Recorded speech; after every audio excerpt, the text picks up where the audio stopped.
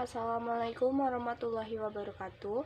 Perkenalkan, nama saya Agniano Rizky dari kelas 12 TKJ 3. Di sini saya akan meresume KD 3.12 mengevaluasi manajemen bandwidth, materi pertama, konsep bandwidth, dan analisis kebutuhan bandwidth.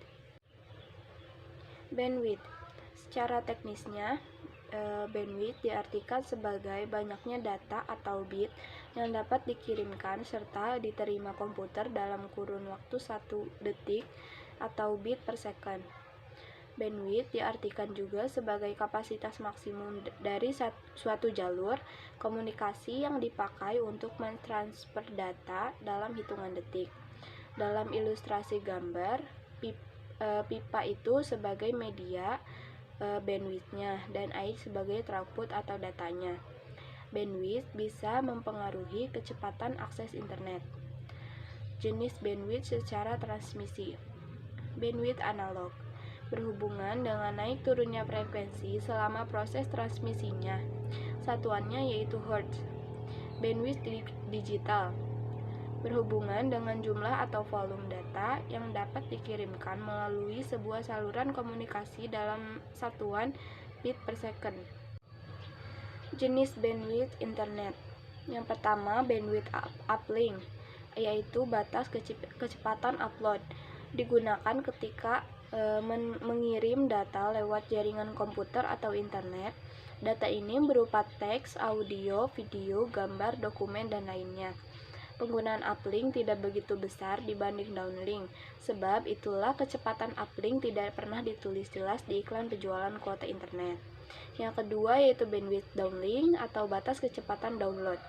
Digunakan untuk mengambil data jaringan internet seperti mencari artikel, menonton YouTube, dan lain-lain.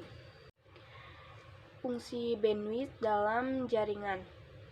Yang pertama, sebagai jalur pengiriman data, memungkinkan data antara perangkat satu dengan lainnya pada suatu jaringan untuk saling berpindah atau ditransfer. Yang kedua, sebagai pembatas kecepatan transfer atau pengiriman data. Berarti kecepatan maksimalnya data dibatasi. Misalnya kecepatan data dibatasi hanya 100 kbps sehingga kita tidak bisa mengirim data lebih cepat dari 100 kbps. Akan tetapi jumlah data yang ditransfer tidak dibatasi atau unlimited. Yang ketiga digunakan sebagai pembatas jumlah data yang bisa dikirim. Berarti jumlah maksimal data yang dibatasi, atau bisa disebut juga dengan kapasitas datanya dibatasi, kecepatannya tidak dibatasi. Kebutuhan bandwidth. Yang pertama, kebutuhan bandwidth dari satu jaringan ke jaringan lainnya bervariasi. Yang kedua, sangat penting menentukan berapa banyak bit per detik yang melintasi jaringan dan jumlah bandwidth yang digunakan tiap aplikasi agar jaringan bisa bekerja cepat dan fungsional. Yang ketiga, faktor penting dalam merancang dan memelihara LAN atau WAN yang baik.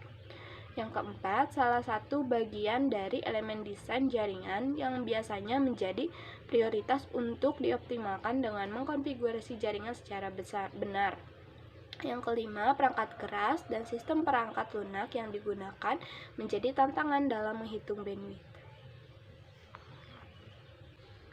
Pertanyaannya, yang pertama, apakah ada bandwidth yang kapasitasnya tidak dibatasi dan kecepatannya juga tidak dibatasi?